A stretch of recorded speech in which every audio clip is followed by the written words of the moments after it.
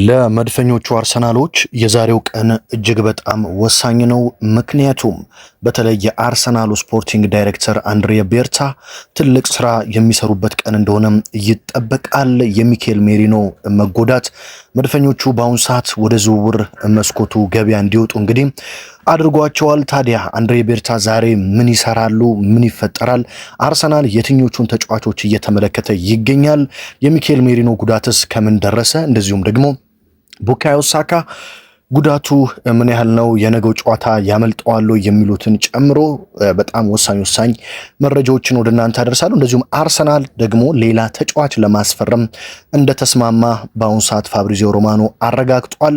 ይህ ተጫዋች ማን ነው የሚለውን ስለ ነገው ጨዋታም ጨምሮ የአርሰናል አሰላለፍ ምን ሊመስል ይችላል የሚለውን የዕለቱን ወሳኝ ጥንክሮች እንደተለመደው በአማረ መልኩ ወደ እናንተ አደርሳለሁ። አብርሃም ፍቅሬ ነኝ። በየዕለቱ እንግዲህ መረጃዎች ወደ እናንተ እየደረሱ ይገኛሉ።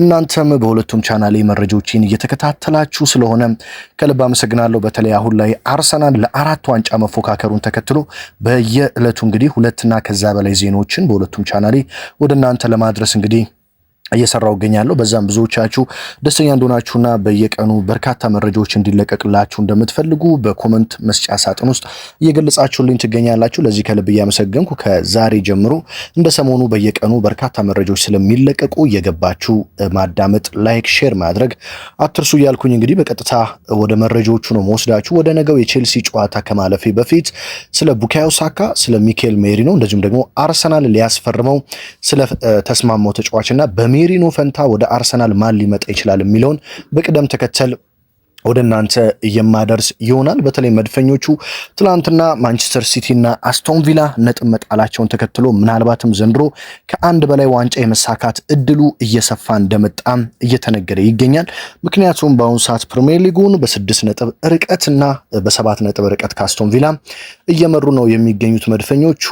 ነገ ደግሞ በካራቦ ካፕ ግማሽ ፍጻሜ በሜዳቸው ጨዋታ አላቸው። እንደዚሁም ደግሞ በበርካታ በሻምፒዮንስ ሊግ ጭምር ድንቅ አቋም እስካሁን ድረስ ምንም አይነት ሽንፈት ሳያስተናግድ እያሳየ የሚገኘው አርሰናል የፕሪሚየር ሊጉ ነገር ወደ አርሰናል እንግዲህ እያቀና ስለሆነ ከፕሪሚየር ሊግን በተጨማሪ አርሰናል ሻምፒዮንስ ሊግና ሌሎች ዋንጫዎችን የማሳካት አቅም እንዳለው እየተገለጸ ይገኛል። ለዚህ ደግሞ እንደምታውቁት የተጫዋቾች ስኳድ መስፋት የግድ ይላል። እዚህ ላይ ነው እንግዲህ የሚኬል ሜሪኖ ጉዳት ትላንትና አርሰናሎች በይፋዊ ገጻቸው ለደጋፊዎች እንደዚሁም ለእግር ኳሱ ማህበር ያስታወቁት ማለት ነው። ሚኬል ሜሪኖ እንግዲህ በጉዳት የሚታማ ተጫዋች አልነበረም። ብዙ ጊዜ ሚኬል ሜሪኖ የሚጎዳ አይነት ተጫዋች አልነበረም። ነገር ግን እንዳለመታደል ሆኖ በዩናይትዱ ጨዋታ ከበድ ያለ ጉዳት ነው ያስተናገደው። በነገራችን ላይ አርሰናሎች አረጋግጠዋል፣ ሚኬል ሜሪኖ በዘንድሮ የውድድር ዓመት አይመለስም። ለቀጣይ 3-4 ወራት ከሜዳ ይርቃል። የዘንድሮ የውድድር ዓመት ብቻ ሳይሆን ለስፔን ብሔራዊ ቡድን የመጀመሪያዎቹ የዓለም ዋንጫ ጨዋታዎች ጭምር ሊያመልጡት እንደሚችሉ ነው መረጃዎች እያሳዩ የሚገኙት። ይህም እንግዲህ ጉዳቱ ምን ያህል ከባድ እንደሆነ ያሳያል ማለት ነው። ስለዚህ የሚኬል ሜሪኖ ጉዳይ ትላንት በሰራውላችሁ ዘገባ ገና አልተረጋገጠም፣ ምን ያህል ከሜዳ እንደሚርቅ ገና ነው የሚል ነገር ነግሬያችሁ ነበር። ነገር ግን ዛሬ ሁሉም ነገር ተረጋግጦ አርሰናሎችም ሚኬል ሜሪኖ በዚህ የውድድር ዓመት እንደማይመለስ አረጋግጠው ወደ ቀዶ ጥገና ሕክምና ክፍል ልከውታል ማለት ነው። ለዛም ነው አርቴታና አንድሪያ ቤርታ በአሁኑ ሰዓት በዝውውር መስኮቱ አርሰናልን የሚመጥን ሰው አለ ወይ፣ በአጭር የውሰት ውል አሊያም ደግሞ በጥሩ ገንዘብ ከሆነ ደግሞ ጥሩ ተጫዋች ሆኖ በቋሚነት ሊፈርም የሚችል ተጫዋች አለ ወይ ብለው እያሰሱ የሚገኙት። በተለይ እንደምታውቁት ኢታን ዋኔሪን በውሰት ለማርሴ ሰጥቷል አርሰናል። ስለዚህ በሚኬል ሜሪኖ በኩል በእርግጥ እንደ ሃቨርትና እንደ ማይልስ ሉዊስ ስኬሊ ያሉ ተጫዋቾች በአማራጭነት ቢኖሩም ለአራት ዋንጫ ስትፎካከሩ ስኳዳችሁ በደንብ ሰፊና አማራጫችሁ ጥሩ ሊሆን ይገባል። ለዚህም ነው አርቴታና አንድሪያ ቤርታ ከተቻለ ተጫዋች የሚገኝ ከሆነ ማምጣት አለብን በሚል የተስማሙት። በነገራችን ላይ ዛሬ የጥር የዝውውር መስኮት የመጨረሻ ቀን ነው። ስለዚህ ችግሩ የሚኬል ሜሪኖ ቀደም ብሎ ተጎድቶ ቢሆን ኖሮ የጥር የዝውውር መስኮት ገና ስለነበረ በደንብ ተመልክታችሁ አማራጭ አይታችሁ ታመጡ ነበር። ነገር ግን ችግሩ የጥር የዝውውር መስኮት ሊጠናቀቅ አንድ ቀን ብቻ 24 ሰዓት ብቻ ሲቀረው ነው የሚኬል ሜሪኖ ጉዳት ከባድ መሆኑ የተረጋገጠው። ይህም ለአንድሪያ ቤርታና ለአርቴታ ስራውን ከባድ ያደርግባቸዋል ተብሎ ይጠበቃል ማለት ነው። እስኪ በሚኬል ሜሪኖ በኩል አርሰናል እነማንን እየተመለከተ ይገኛል የሚለውን ስንመለከት የመጀመሪያው አርሰናል እየተመለከተ የሚገኘው ተጫዋች የኒውካስትል ዩናይትዱ ቶናሊ ነው። ቶናሊ በነገራችን ላይ አርቴታ በክረምቱም ሊያስፈርሙት ይፈልጉ እንደነበር ይታወቃል። ያው ኒውካስትል ዩናይትድ ተጫዋቹን አለቅም በማለቱ ነው የቶናሊ ዝውውር ላይ መድፈኞቹ ብዙም ያልገፉበት እንጂ አርቴታ በጣም የሚያደንቁት ተጫዋች እንደሆነ ይታወቃል። እንደምታውቁት አሰልጣኝ ሚኬል አርቴታ በተለይ በሰውነት በአካል ብቃቱ በጣም ጠንካራ የሆነ የሚጋፋ ኳስ የሚነጥቅ ፋውሎችን የሚሰራ ዋን ቱ ዋን ኤሪያል ዱዌሎችን ማሸነፍ የሚችል ተጫዋች እጅጉን እንደሚያደንቁና እንደሚወዱ ይታወቃል። እሳቸውም በእግር ኳስ ታሪካቸው በተጫዋችነት ዘመናቸው እንደዚህ አይነት ተጫዋች እንደነበሩ ይታወቃሉ። አርቴታም ታዲያ በአሁኑ ሰዓት ይህንን ተጫዋች ከኒውካስትል በአጭር ጊዜ እስከ ክረምት ድረስ በውሰት ውል ለማምጣት ከኒውካስትል ጋር ለመነጋገር ሙከራ እያደረጉ እንደሆነ ታውቋል። ነገር ግን የመሳካቱ ነገር እጅግ ጠባብ እንደሆነ እየተነገረ ነው የሚገኘው። ምክንያቱም ኒውካስትል ዩናይትድ እንደምታውቁት ዘንድሮ በጣም ከባድ ዓመት እያሳለፈ ነው፣ ደካማ ዓመት እያሳለፈ ነው። በተለይ በፕሪሚየር ሊጉ በሻምፒዮንስ ሊጉ እንኳን ጥሩ እንቅስቃሴ እያደረጉ ይገኛሉ። ኒውካስትሎች የጥሎ ማለፍ ጨዋታ አለባቸው። ታዲያ ለዚህ ጉዞ ደግሞ እጅግ በጣም ኤዲ ሃው የኒውካስትሉ አሰልጣኝ ቶናሊን ስለሚፈልጉት የመስጠት እድላቸው ጠባብ እንደሆነ ይነገራል። በነገራችን ላይ ቶናሊ አርሰናል ቤት ቢመጣ እጅግ በጣም ትልቅ ጥቅም መስጠት የሚችል ተጫዋች እንደሆነ አርቴታ ለምን እንደሚፈልጉት በግልጽ በኒውካስትል ጨዋታዎች ላይ መመልከት ትችላላችሁ። ኒውካስትል ብዙ ጊዜ አሸንፎ በሚወጣባቸው ጨዋታው ላይ እጅግ ደምቀው ትልቅ አስተዋጽኦን ከሚያደርጉ ተጫዋቾች አንዱ ይህ ተጫዋች እንደሆነ ይታወቃል። ነገር ግን አርቴታና አንድሬ ቤርታ ጥያቄ ቢያቀርቡም ኒውካስትሎች በቀላሉ ይህንን ተጫዋች ይሰጣሉ ተብሎ አይጠበቅም ማለት ነው። በሌላ በኩል መድፈኞቹ ሌላኛው አማራጫቸው በወልቭስ ቤትም እያለ እንደዚሁም ደግሞ ወደ ሳውዲ አረቢያም ከሄደ በኋላ በአርቴታ ስር አንድ የሚደነቅ ተጫዋች አለ፣ በሚኬል አርቴታ ስር ማለት ነው። ይሄ ማን ነው? ሩበን ኔቬዝ ነው። ሩበን ኔቬዝ እንግዲህ የፖርቹጋላዊው የመሃል አማካኝ ሚድፊልደር ተጫዋች በአርቴታ ስር ፕሪሚየር ሊግ ላይ ወልቭስም እያለ በጣም የሚደነቅ ተጫዋች ነው። ከእድሜው ትንሽ መግፋት ጋር ተያይዞ ነው አርቴታ ተጫዋቹን ብዙ ጊዜ ማስፈረም እየፈለጉ እየተውት ማለት ነው። ታዲያ በአሁኑ ሰዓት ግን አርቴታ ይህንን ተጫዋች ከአንድሬ ቤርታ ጋር በመሆን እናምጣው አናምጣው በሚል ውይይት እያደረጉ እንደሆነ ተሰምቷል። በተለይም እንደ ሚረር ዘገባ ከሆነ የቶናሊ ጉዳይ የማይሳካ ከሆነ አርሰናሎች አይናቸውን ሙሉ በሙሉ ወደ ሩበን ኔቬስ ስር በማዞር በውሰት እስከ ክረምት ድረስ ቢያንስ ለማምጣት የተወሰኑ ጠቀም ያሉ ገንዘቦችን በመክፈል ለማምጣት እንደሚሰሩ ይጠበቃል። ሩበን ኔቬስ በነገራችን ላይ ቢመጣ በጣም ጥሩ የተቀያሪ ወንበር ወይም የቤንች ተጫዋች መሆን የሚችል ተጫዋች ነው። ስለዚህ ለመድፈኞቹ ትልቅ ጥቅም መስጠት ይችላል። በነገራችን ላይ አርሰናል ያን ያህል በጣም የሚያሰጋ ወይም ደግሞ በሚኬል ሜሪኖ በኩል ግዴታ ተጫዋች ማምጣት አለበት የምንለው አይነት አይደለም። ምክንያቱም አርሰናል በአሁኑ ሰዓት ላይ በመሃል ሜዳ ላይ ያለውን ጥልቀት ዝም ብዬ ስነግራችሁ ማርቲን ዙሜንዲ፣ ዴክላን ራይስ፣ ማርቲን ኦዲጋርድ፣ ክርስቲያን ኖርጋርድ፣ ካይ ሃቨርትስ፣ ኤብሪቼ ኢዜ እነዚህ በሙሉ የመሃል ሜዳ የሚድፊልድ የአማካኝ ስፍራ ተጫዋቾች ናቸው ማለት ነው። ስለዚህ አርሰናል ያን ያህል በጣም አንገብጋቢ ወይም ደግሞ ግዴታ ማስፈረም አለበት የሚባል ባይሆንም ለአራቱ ዋንጫ ከመፎካከር አንጻር ነው አንድሬ ቤርታና አርቴታ ቢያንስ ካገኘን ብናመጣ በሚለው እያሰቡ የሚገኙት ማለት ነው። ካልሆነ ግን በስተመጨረሻ ምናልባትም ወደ ማርሴይ የላኩትን ኢታን ዋኔሪን በቶሎ ገና ካሁኑ ሊመልሱት እንደሚችሉ እየተሰማ ይገኛል። አርሰናል እንግዲህ ተጫዋች ለማስፈረም ከስምምነት ደርሷል። የሰሜን ለንደኑ ክለብ አርሰናል ስኮትላንዳዊው የወጣት ፊት መስመር አጥቂ ጄምስ ዊልሰንን ለማስፈረም ስኮትላንዱ ክለብ እንግዲህ ሄርትስ ጋር ንግግር ጀምሯል። ንግግሩም ወደ መጨረሻ መድረሱን ፋብሪዚዮ ሮማኖ ዘግቧል። ይህ የ18 ዓመት አጥቂ በነገራችን ላይ በጣም እጅግ አስደናቂ አጥቂ ነው። ጄምስ ዊልሰን ይባላል። ለስኮትላንድ ብሔራዊ ቡድን ጭምር ጥሪ ቀርቦለት ግልጋሎት እየሰጠ የጀመረ ተጫዋች ነው።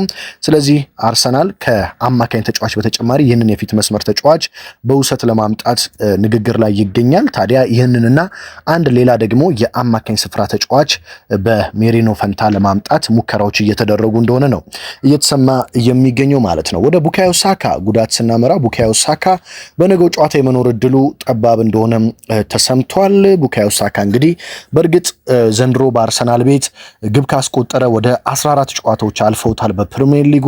በዚህም በርካታ የአርሰናል ደጋፊዎች ከቅርብ ጊዜ ወዲህ በተለይ ኳሶችን እያመከነ ለሌሎች ተጫዋቾች እንደ ቪክተር ዮኬሬሽ ያሉ ተጫዋቾች ጋር ጭምር ለተወሰኑ ቀናት አለመግባባት ውስጥ ጭምር ገብተው እንደነበረ የሚታወስ ነው። በዚህ ምክንያት ቡካዮ ሳካ የተወሰኑ 2-3 ሳምንታት ወይም 2-3 ጨዋታዎችን ረፍት አድርጎ ቢመጣ ሚል አስተያየት ሲሰጡ ተመልክቻለሁ። ነገር ግን ይህ ትክክለኛ አስተያየት ነው ብዬ አላስብም። ለምንድን ነው ካላችሁኝ አርሰናል በአሁኑ ሰዓት ለአንድ ዋንጫ ብቻ አይደለም የሚጫወተው ለበርካታ ዋንጫዎች ነው። ስለዚህ እንደ ኖኒ ማዱኬ ያሉ ተጫዋቾች ደግሞ ይደክማሉ። ስለዚህ ቡካዮ ሳካ መኖሩ ግዴታ ነው። ስለዚህ የቡካዮ ሳካ ጉዳት ቀለል ቢልና በፍጥነት ቢመለስ ጥቅሙ ለመድፈኞቹ ነው ማለት ነው። ነገር ግን በነገው ጨዋታ የመኖር እድሉ ጠባብ እንደሆነም ተሰምቷል ማለት ነው። በነገራችን ላይ አርሰናል ነገ ምሽት 5 ሰዓት ላይ በኤምሬትስ ስቴዲየም ወሳኙን ጨዋታ ሲያደርግ የ1-0 ልዩነትን የ1 ጎል ልዩነት ይዞ ነው ወደ ሜዳ የሚገባው። በዚህ ጨዋታ ላይ አሰልጣኝ ሚኬል አርቴታ ምን አይነት አሰላለፍ ሊጠቀሙ ይችላሉ የሚለው የበርካቶች ጥያቄ ነው። እንደ በርካቶች ሐሳብ ከሆነ በዚህ ጨዋታ ላይ አርቴታ ተጫዋቾቻቸውን ያሳርፋሉ የሚል እምነት እንደሌለ ይጠበቃል። ምክንያቱም ቼልሲ በጣም በጥሩ ፎርም ላይ እየመጣ ያለ ቡድን ነው። ቼልሲ ደግሞ በፕሪሚየር ሊጉ ላይ የዋንጫ ተስፋ ስለሌለው ያለው የዋንጫ ተስፋዎች እንደዚህ እንደ ካራቦ ካፕ ያሉ ጨዋታዎች ናቸው። ስለዚህ ይህንን ጨዋታ ለማሸነፍና ውጤት ለመገልበጥ ስለሆነ ወደ ሜዳ የሚመጣው አርቴታ ወሳኝ ቡድናቸውን ይጠቀማሉ ተብሎ በነገው ጨዋታ ይጠበቃል። አሰልጣኝ ሚኬል አርቴታ ታዲያ በግብ ጠባቂነት ዴቪድ ራያን በነገው ጨዋታ ይጠቀማሉ ተብሎ ሲጠበቅ፣ በተከላካይ ስፍራ ደግሞ ጁሪየን ቲምበር፣ ዊሊያም ሳሊባ እና ጋብሪኤል ማጋሌሽ በተጨማሪም ሪካርዶ ካላፊዮሪ የአርሰናልን የተከላካይ ስፍራ ይመራሉ ተብሎ ይጠበቃል። ሪካርዶ ካላፊዮሪ እንግዲህ በነገው ጨዋታ የመኖር እድሉ ሰፊ ሲሆን ምናልባትም አሁንም የፊትነስ ችግር የሚነሳበት ከሆነና አካል ብቃቱ ላይ ችግር ካለ ግን አርቴታ ፔሮ ሂንካፔን በነገው ጨዋታ ሊጠቀሙ ይችላሉ ማለት ነው። የአርሰናል የመሃል ሜዳ ጥምረት እንግዲህ የተወሰኑ ካሁን በኋላ በምንመለከታቸው ጨዋታዎች የመቀየር እድሉ ሰፊ ነው። ኦዴጋርድን ካሁን በኋላ በበርካታ ጨዋታዎች በተቀያሪ ወንበር ላይ የመመልከታችን እድል ሰፊ ነው ብዬ እኔ በግሌ እጠብቃለሁ። በዚህ ጨዋታ ላይ በቼልሲው ጨዋታ ላይ በመሃል ሜዳ እንግዲህ ተከታታይ የሻምፒዮንስ ሊግ ጨዋታዎችና በሊድስ ዩናይትዱ የ4-0 ድል ከፍተኛ አስተዋጽኦ የነበረው የመሃል ሜዳ ጥምረት ይኖራል ተብሎ ይጠበቃል። ያም ዴክላን ራይስ እና ዙሜንዲ ወደኋላ ሆነው ካይ ሃቨርትዝ ከፊት ለፊት የሚመሩት የአርሰናል የመሃል ሜዳ ጥምረት ነው የሚጠበቀው። እንደ ኦዴጋርድ እና ኤዜ ያሉ ተጫዋቾች በነገው ጨዋታ በተቀያሪ ወንበር ላይ ይኖራሉ ተብሎ ይጠበቃል። ነገም እንግዲህ ኦዴጋርድ እንደ አርሰናል ቅርብ የመረጃ ምንጮች ከሆነ ተቀያሪ ሆኖ ካይ ሃቨርትዝ ግን ቋሚ ሆኖ የመጀመር እድል ሊኖረው ይችላል። ነገር ግን ካይ ሃቨርትዝ እንደምታውቁት ከጉዳት ነው ከረጅም ጊዜ በኋላ የተመለሰው። ስለዚህ በየ2 ቀኑ ጨዋታ ማድረግ የለበትም ጉዳቱ ድጋሚ እንዳያገረሽ። በዚህ ምክንያት ምናልባትም ካይ ሃቨርትዝን ደግሞ እረፍት ሰጥተው ኦዴጋርድ ወደ ጨዋታ ሊመለስ የሚችልበት እድል እንዳለም እየተነገረ ይገኛል። ነገር ግን የሃቨርትዝ ራይስ እና ዙሜንዲ ጥምረት ይጠበቃል ማለት ነው። የአርሰናል የፊት ለፊት መስመር እንግዲህ ቡካዮ ሳካ ከነገው ጨዋታ ውጪ ነው እየተባለ ነው የሚገኘው። ስለዚህ የአርሰናል የፊት ለፊት መስመር በሊያንድሮ ትሮሳርድ፣ በቪክተር ዮኮሬሽ እና በኖኒ ማዱኬ ይጀመራል ተብሎ ይጠበቃል። በተለይ ዮኮሬሽና ማዱኬ ከቅርብ ጊዜ ወዲህ ወደ ግብ በጣም እየቀረቡ ዮኮሬሽም ወደ ግብ አስቆጣሪነት እየመጣ ኖኒ ማዱኬም በሊድስ ጨዋታ ከረጅም ጊዜ በኋላ አሲስት እና ግብ ማስቆጠሩም ይታወቃል። ስለዚህ በነገው ጨዋታ በቼልሲው ጨዋታም ማዱኬ የቀድሞ ቡድኑን ቋሚ ሆኖ ጀምሮ ይገጥማል ተብሎ የሚጠበቅ ይሆናል ማለት ነው። መድፈኞቹ በነገራችን ላይ የነገውን ጨዋታ አሸንፈው ወደ ፍጻሜ አቻም ወጥተው የሚያልፉ ከሆነ በፍጻሜው ከሲቲ ጋር የመገናኘታቸው እድል እጅግ ሰፊ ነው። እንዳልኳችሁ እንግዲህ አርቴታና ፔፕ ጋርዲዮላ በዘንድሮ የውድድር ዓመት በብዙ ጉዳዮች ይገናኛሉ፣ ይፋጠጣሉ። በካራቦ ካፕ ፍጻሜ መገናኘታቸው እድል እጅግ ሰፊ ነው። እንደዚሁም በፕሪሚየር ሊጉ ረጅም ርቀት በፉክክር የመጓዝ እድላቸው ሰፊ ነው።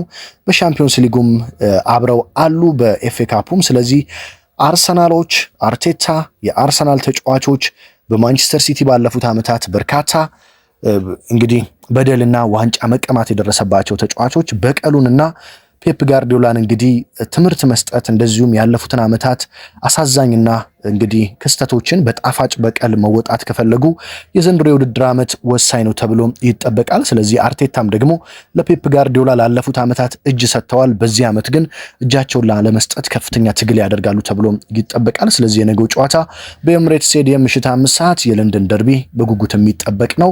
እኔ በግሌ ጨዋታው በጣም ፈጣንና ምናልባትም በርካታ ግቦችን የምንመለከትበት ይሆናል ብዬ አስባለሁ። ቼልሲዎች ሙሉ በሙሉ ለማጥቃት እንደሚመጡ እጠብቃለሁ በነገው ጨዋታ። ምክንያቱም የ1-2 ሽንፈትን በ2 ጎሎች ልዩነት አሸንፈው ለመቀልበስ ስለሆነ የሚመጡት ቼልሲዎች በማጥቃቱ ረገድ ከፍተኛ የማጥቃት ሚና ያላቸውን አሰላለፍ ይዘው መጥተው እንደሚገጥሙ ይጠበቃል። መድፈኞቹ ደግሞ ጨዋታውን ኢንቴንሲቲውን በመቀነስ በሜዳቸው ረጋ ብለው በተለይ ቀድመው ግብ አስቆጥረው ጨዋታውን ለመግደል ከፍተኛ ትግል ያደርጋሉ ተብሎ ይጠበቃል። መድፈኞቹ ምን ያህል ዋንጫዎችን በዘንድሮው የውድድር ዓመት ያሳካሉ? ፕሪሚየር ሊግ፣ ሻምፒዮንስ ሊግ፣ ካራቦ ካፕ፣ ኤፍኤ ካፕ? ሀሳብ አስተያየታችሁን ኮመንት ላይ አስቀምጡልኝ። በተለይ ስለ ዝውውሩ እንግዲህ ስለ ቶናሊ እንደዚሁም ደግሞ ሩበን ኔቬዝም ሆኑ ሌሎች ተጫዋቾች ወደ መድፈኞቹ በሚኬል ሜሪኖ ፈንታ የሚመጡ ከሆነ በፍጥነት ወደ እናንተ የማደርስ ይሆናል። በተለይ አሰልጣኝ ሚኬል አርቴታ ዛሬ ከሰዓት አካባቢ ስለ ነገው ጨዋታ ወይም ደግሞ ነገ ጠዋት መግለጫ ይሰጣሉ ተብሎ ይጠበቃል በእኛ ሰዓት አቆጣጠር። እሱን ደግሞ ስለ ሳካና ሜሪኖ ጉዳት እንደዚሁም ስለ ዝውውሩ የሚሉት ነገር ካለ ጨምሬ በቀጣይ ጥንክሬ እንግዲህ ወደ እናንተ የማደርስ ይሆናል ማለት ነው። ከእናንተ የሚጠበቀው በዚህኛው በዋነኛው ቻናሌ ከ28,000 በላይ ተከታዮች ባሉት እንደዚሁም ደግሞ በአዲሱና በጣም በአጭር ጊዜ ከ4,000 በላይ ተከታዮችን አፍርቶ ተወዳጅ በሆነው ቻናል እየገባችሁ የሚለቀቁ ዜናዎችን መከታተል ትችላላችሁ። ሀገር ውስጥ ከባህር ማዶ በመሆን በየዕለቱ መረጃዎችን የምትከታተሉ እየተከታተላችሁም ከጎኔ በመሆን እያበረታታችሁ የምትገኙ ውድ አድማጭ ተመልካቾቼ ከልብ ላመሰግናችሁ እወዳለሁ። ታዲያ በሌላ መረጃ በሌላ ጥንክር እስከምንገናኝ ድረስ በያላችሁበት ሁሉ ሰላም ተመኘውላችሁ።